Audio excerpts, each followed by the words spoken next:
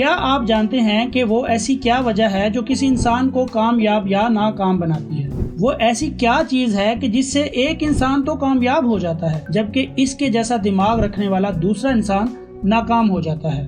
اور وہ وجہ ہے انسانی سوچ۔ زندگی صدیوں، سالوں، مہینوں یا دنوں میں نہیں بدلتی، بلکہ یہ اسی لمحے بدل جاتی ہے جس میں آپ زندگی بدلنے کا فیصلہ لیتے ہیں۔ اگر ساری دنیا کی دولت دنیا کے تمام انسانوں میں باہم تقسیم کر دی جائے تو آپ دیکھیں گے کہ کچھ ہی دنوں میں کچھ لوگ امیر جبکہ کچھ لوگ غریب ہو جائیں گے۔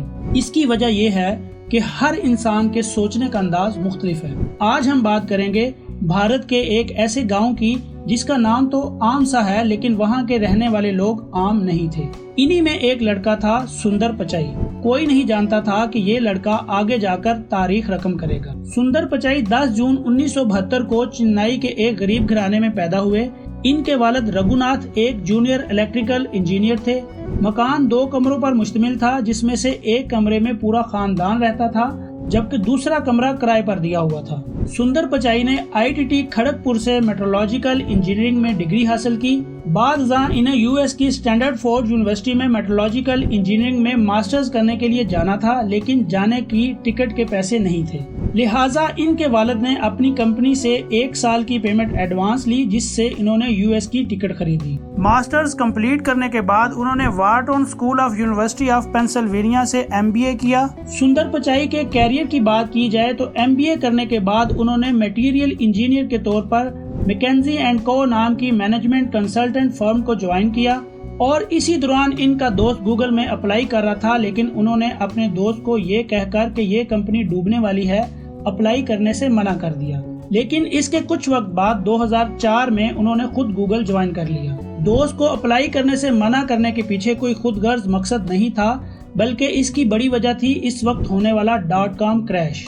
.com کریش جسے .com ببل برسٹ بھی کہتے ہیں، اس کمپنی کا دیوالیہ ہو گیا تھا اور اس ڈر کی وجہ سے سندر پچائی نے اپنے دوست کو گوگل میں اپلائی کرنے سے منع کیا تھا کہ کہیں یہ کمپنی بھی ڈوب نہ جائے۔ 2004 میں گوگل جوائن کرنے کے بعد سب سے پہلا ٹاسک جو پچائی کو دیا گیا وہ گوگل سرچ ٹول بار کے یوزرز ایکسپیرینس کو انہینس کرنا تھا، کیونکہ اس وقت کا گوگل سرچ ٹول بار آج کے ٹول بار سے نسبتاً بے حد سلو تھا۔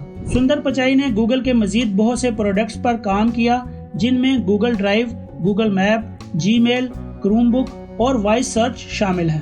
2008 میں گوگل کروم متعارف کرانے کے بعد اسے پروڈکٹ مینجمنٹ اینڈ ڈیولپمنٹ کا وائس پریزیڈنٹ بنایا گیا اور 2012 میں سینئر وائس پریزیڈنٹ کے عہدے پر فائز ہوا۔ 2004 میں brain surgery and page Larry نے $3.2 ملین کا ٹرن اوور دیکھا تو کافی حیران ہوئے، لہٰذا 2015 میں انہوں نے ریزائن کر دیا اور سندر پچائی کو CEO بنا دیا گیا۔ اور اسی سال اگست میں سندر پچائی نے الفابیٹ انکریز .co کو لانچ کیا اور اپنی محنت اور قابلیت کے بلبوتے پر 2019 میں اسی کمپنی کے CEO کا عہدہ حاصل کیا اور 2022 میں اسی کمپنی کی مالیت $200 ملین تک جا پہنچی۔